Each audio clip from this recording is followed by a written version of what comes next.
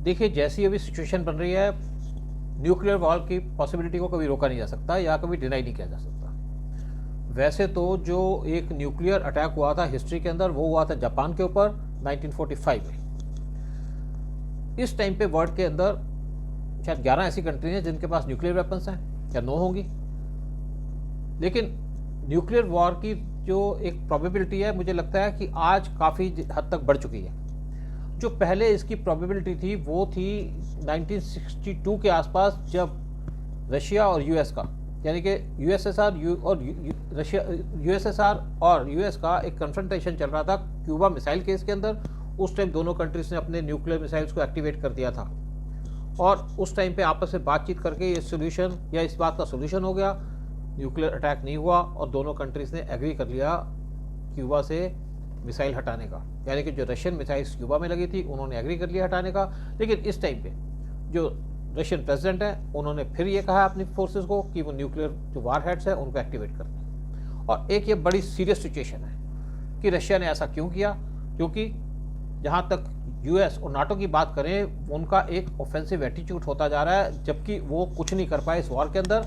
उन्होंने अपने यहाँ पे बेइज्जती करा ली है जिस तरीके से उन्होंने यूक्रेन का साथ छोड़ दिया। लेकिन उसके बावजूद भी जैसी उनकी सिचुएशन चल रही है, एक कमेंट्स आया कि वो 75 एरोप्लेन्स देंगे यूक्रेन को। दूसरा उनका स्टेटमेंट आया कि जर्मनी की तरफ से कि वो 10,000 एंटी टैंक मिसाइल्स देगा। और मैं सोचता हूँ कि इस टाइम पे रशिया की ऐसी पोजीशन है कि रशिया इस वॉर से हट नहीं सकता जब तक उसको गारंटी ना मिले। यहाँ पे रशिया ये चाहता है कि एक तो नाटो अपनी फोर्सेस को यूक्रेन में ना लेके आए, साथ में जो नाटो की फोर्सेस हैं कुछ रशियन रिपब्लिक के अंदर, उससे वो हटा ले, और साथ में वो चाहता है कि इस एरिया में गारंटी दे पीस की। और इंडियन के प्राइम मिनिस्टर ने भी ये कहा है कि यहाँ पे दोनों पार्टीज को एक सोच समझ के बात करनी पड़ेगी ताकि वो सिंसियर हों और इस सिचुएशन को डाइल्यूट करें। मैं सोचता हूँ कि इस इशू के ऊपर एक बड़ा इंपॉर्टेंट रोल होगा इंडिया के प्राइम मिनिस्टर नरेंद्र मोदी का, क्योंकि नरेंद्र मोदी इस टाइम पे एक माना जाता है कि एक न्यूट्रल टाइप के आदमी है। चाइना को तो कोई फेयर नहीं करता, चाइना पे कोई बिलीफ नहीं करता, और पीएम मोदी का इस टाइम पे वर्ल्ड में बहुत बड़ा स्टेचर है, बड़ी इंपॉर्टेंस है वर्ल्ड के अंदर। और इस न्यू सिचुएशन को अगर डाइल्यूट करना है, उसके ऊपर नाटो को सोचना पड़ेगा कि वो कुछ कंडीशंस जो रशियन प्रेसिडेंट की है उसको मान ले। स्पेशली वो गारंटी दे कि यूक्रेन के अंदर उनकी कोई प्रेजेंस नहीं होगी। अभी क्या हुआ है कि एक और डेवलपमेंट हुई है कि जो यूक्रेन के प्रेसिडेंट हैं उन्होंने कहा है कि वो यूरोपियन यूनियन के अंदर एक परमानेंट अच्छे मेंबर की तरह या कि एक इम्पॉर्टेंट मेंबर की तरह ज्वाइन करना चाहते हैं। साथ में उन्होंने कहा है कि उनकी एक एप्लीकेशन है नाटो के पास, वो उसको एक्सेप्ट कर ले। अगर नाटो उनकी एप्लीकेशन को एक्सेप्ट कर लेगा तो मैं सोचता हूँ एक बड़ी ख़राब सिचुएशन बन जाएगी यूक्रेन के लिए और नाटो कंट्रीज़ के लिए भी।